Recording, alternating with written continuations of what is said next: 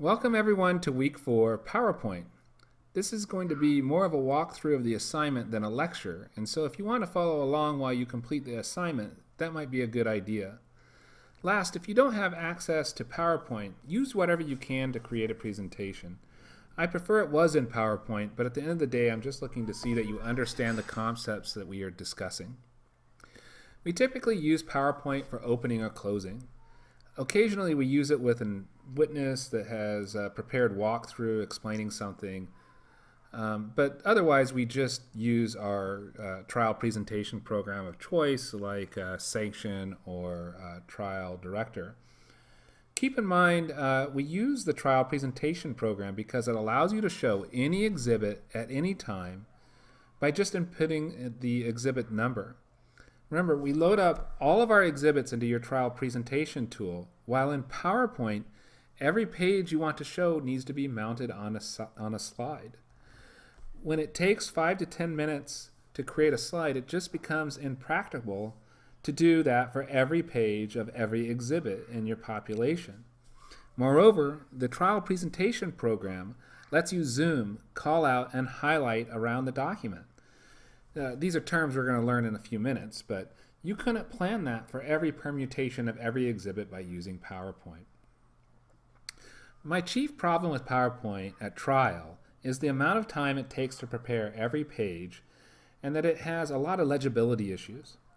Remember, if we're being open and authentic, like we learned in a previous lesson, then you might first want to show the first page of an exhibit to tell the audience what it is, like an email, manual, complaint, or a memo, and then go to the page you're actually interested in showing. Think about the steps you would need to take in order to do that in PowerPoint.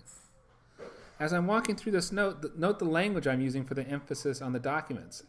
It's standard lingo for the trial personnel. So let's take a quick look at some of the lingo and what I'm talking about here. So if I was going to show a page out of this exhibit, the complaint, I might first show the first page of the complaint itself. And you can probably see this pretty well when I'm showing it to you here on screen. But if this was across the room or on a monitor, it might be difficult to see. So, of course, we would use what's called a call-out. And a call-out is an enlargement of a section of that document.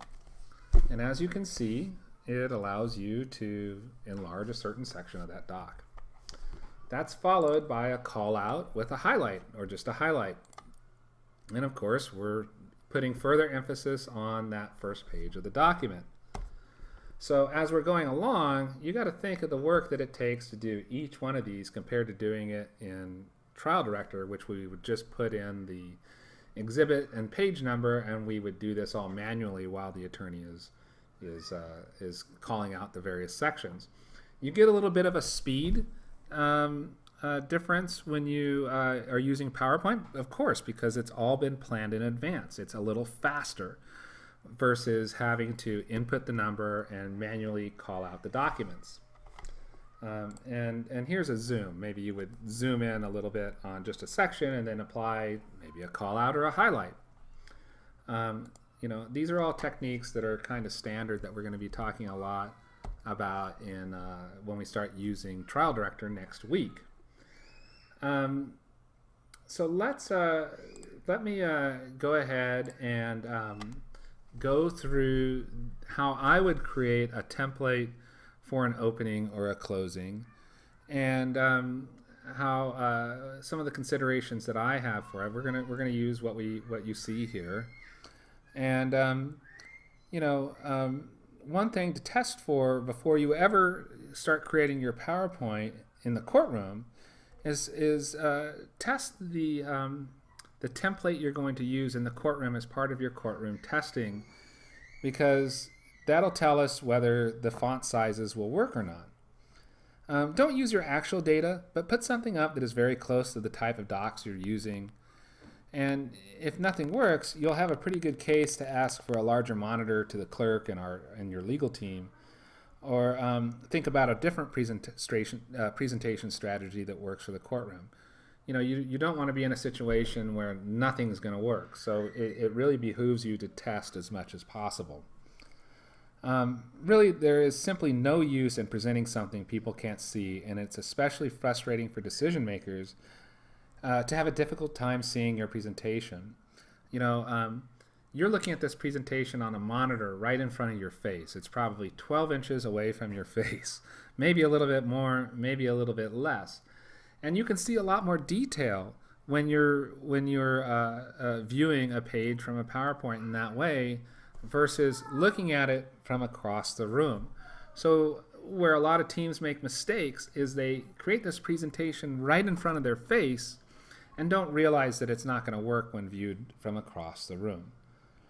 So again, another reason why the courtroom testing we learned last week is so important, and that learning about one of the things you would get from that is the aspect ratio. And of course, in PowerPoint, you can choose, if you look in the upper right hand corner, what aspect ratio you want to use. So if you use the wrong one, again, you'll get that misshapen egg look. So do your courtroom testing and plan your presentation as to the parameters of the courtroom. It'll turn out a lot better each time. So next, let's go through how I created the template from one of my favorite templates for creating documents, and I'll take you through it step by step. Okay, so here we are. We're going to do the walkthrough of the assignment, basically. You don't have to do every part that I'm going to be doing here. And quick reminder why that aspect ratio is so important. If you're putting a 4:3, a square, onto a rectangle, you get what happens on the left. And if you have a 16:9 trying to go onto a 4:3, you get what happens on the right. So basically you will make your documents look misshapen if you are not matching your aspect ratio to what the courtroom has to offer.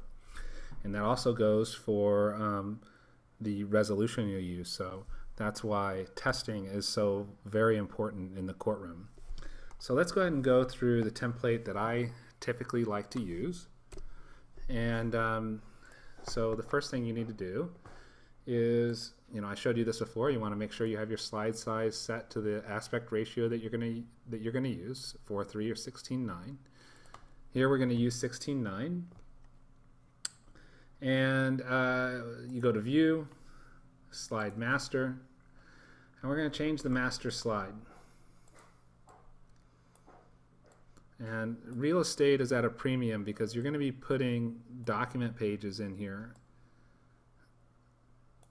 So I like to do a navy blue background.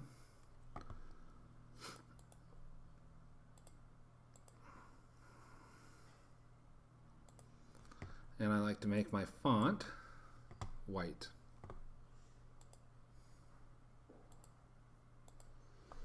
Plus, I like to make it typically Arial. I do the same to the body font. And I make sure I maximize the amount of space that will go on screen. I like to use a page number. I'm going to move that over to the right. I'm going to take the footer out. You may have a confidentiality statement or something like that you have to put into the document. So if so, then you would put that here in the template so it shows up on every slide. This is my kind of basic go-to template. There's going to be a couple little changes that I like to do. I like to put a gradient little divider in here. This is more for because I think it's fancy and it looks cool. It may not actually look cool to you.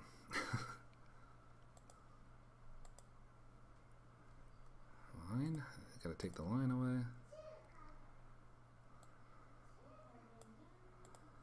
So if you look, I have this blue section, a little bit of a gradient that goes right underneath it.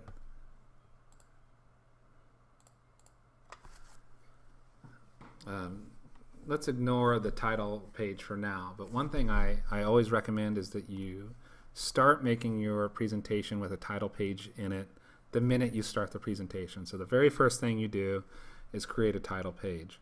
You don't have to make it pretty just yet, but the reason you want to do that is because people will start creating their outlines from your PowerPoint based on the page numbering or based on the number of pages that you give them when they're doing some QC if it's in paper. And you want to make sure that the page numbers accurately reflect in the outline what's in the presentation. Now what many people do is they create their presentation and then put another slide or a title slide in at the very end, and then everything's off by 1. Or maybe they add one other thing and everything's off by 2. Well, that goes into our QC, right? You need to be comparing what is in that attorney outline and how they're referring to exhibits and to PowerPoint slides, and if those references are correct.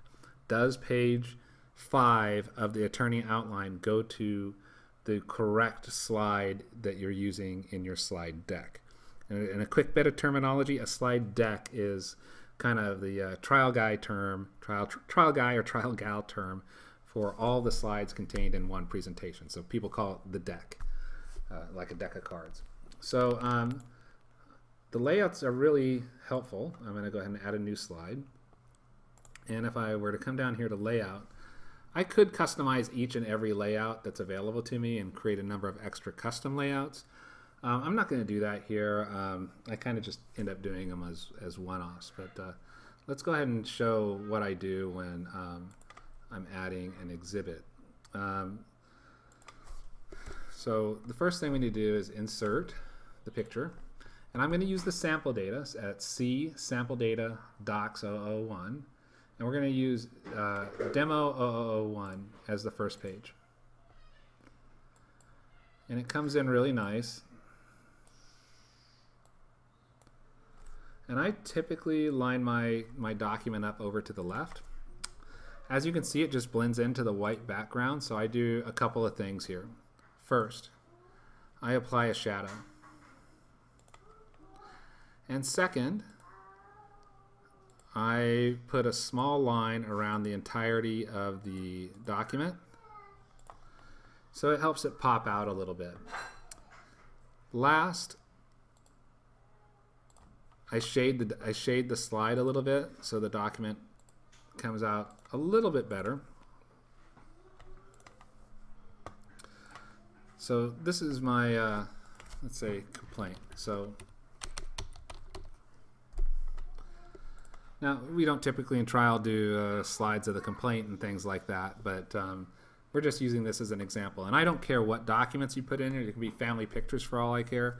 I just want to make sure you understand the concepts of putting this document in the right way. So here's the establishing shot where we put maybe the first page of the document in. You want people to understand what it is. So let's copy it now. So we're doing a kind of a progression. Oh, I lost my fill. And what I want to do now is, let's say I just want to call out the case caption. And what I'm going to do here is I'm going to crop this so it's just the case caption.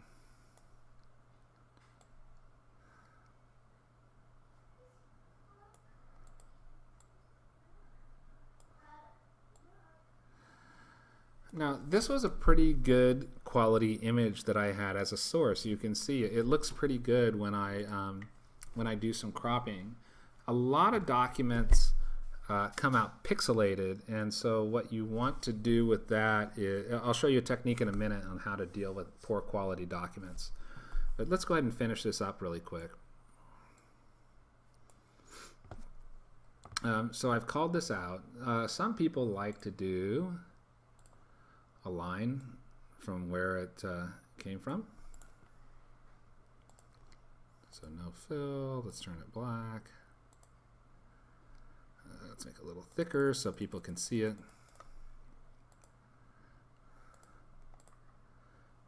So here's a box. It tells me where this came from.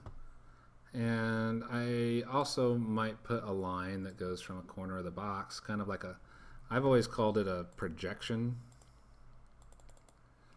And what it does is it kind of gives you a little movement that this document is coming from that section of the page. You obviously want to be accurate. I'm not 100% accurate here. I got to move this over to about here. And let's bring it to the front. So I don't know, what do you think? Does this show the case caption from page 1? So that if you were an attorney, you would say, here's the complaint, for example, and it's the case of William Hars versus California Mutual Insurance Company. And you might even want to take that a step further, and you might want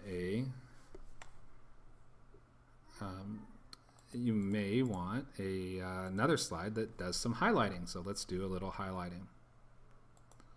Let's make this look the same.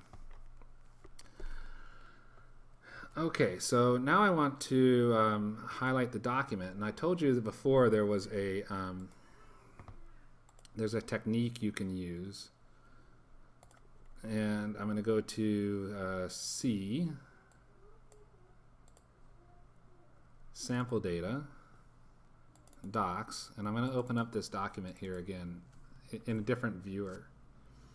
And when you get a document that pixelates when you try to crop it or enlarge it, one thing I do is I open it in a different program, and I use a screen capture program. I'm going to use something called Snagit here. I use a screen capture program to capture the screen. Now, Microsoft has a built-in one called Windows Snipping Tool. And what it does is allows you to take an image of a section of the screen, and it has stronger highlighting tools, better highlighting tools. PowerPoint actually has very bad highlighting tools. You have to use some really crazy techniques in order to do that.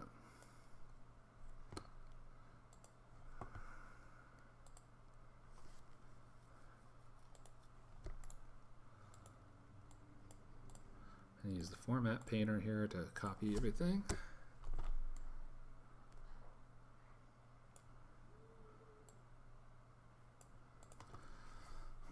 Okay, so if I was an attorney and I called up, I said I wanted to show whether this is an exhibit or the complaint or whatever it is, I might say, here's the complaint. Gives, under our document authenticity theory, you show them the entire document free from any callouts. You call out something. Here's the complaint, and it is versus Hars versus California Mutual Insurance Company, and it's filed on May 7th, 2001. Now, to do that, I had to create 3 different pages of a slide, and in trial presentation, using a trial presentation tool, that would all be part of the. It'd be something that you could do on what we would call on the fly, or live. It just takes a little longer. It takes longer prep to do in PowerPoint, but someone just clicks and it goes to the next slide, right? So we're talking bam, bam, bam, and takes a long time to set it up, but it goes really quick. And if this was in the trial presentation program, it would be a little bit more delayed. So not something you really want to do in opening so much. You're under time delays and time constraints, and so you're trying to maximize your time, maximize the quality, provide a level of repeatability for the attorney, and they can work all this into their outline and use a clicker, a PowerPoint clicker, to show the presentation. So here's the header slide. Let me clean that up a little bit.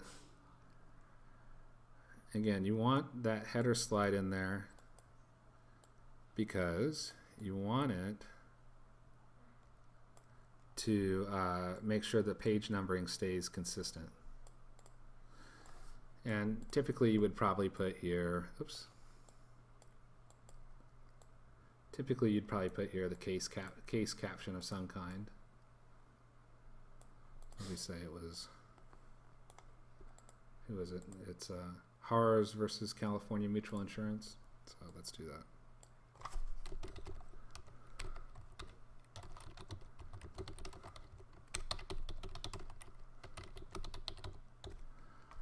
And it might be law firm of Bales and Bales.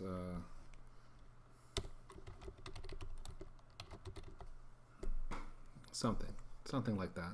You always ask your attorney. Ask your attorney how they want that opening page to look.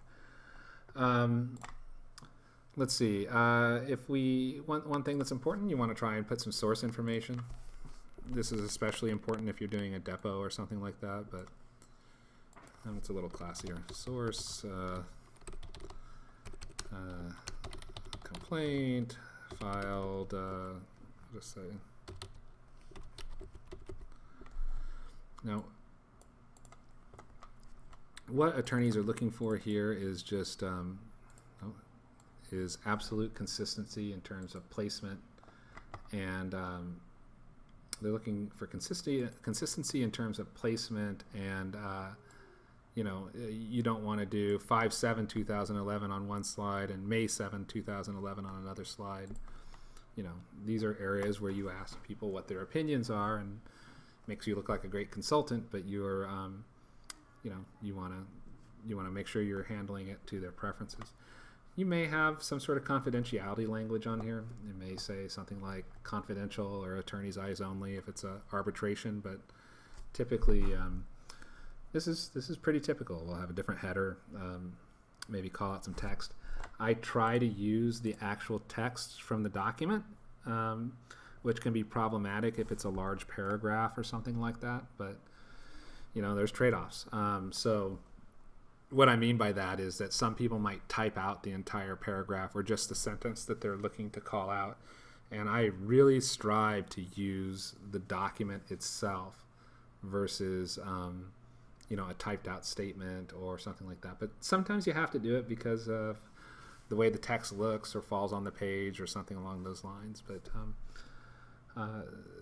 But let the documents speak for themselves, and I think you're going to do all right. Again, that's the homework for this week. Create a opening or closing statement for me. It doesn't have to be like this one. You can use your own style and color preferences, and you don't have to put a gradient on here like this, like I did. Do something you think that works. Use the documents provided in the sample data. I don't care what documents you use. You can use family pictures for all I care. Just give me a few slides that show that you understand the concept of a call out. You don't have to put a highlight on anything because you might need an additional program to do that because PowerPoint doesn't do it very well. So in the end, if you do a couple of pages with a call out and show me that you know how to apply the shading and a line around it, and it generally looks good and it's legible, you're going to get full credit for it. So again, if you have any questions, just give me a call or an email. My address is on the site. Thank you so much.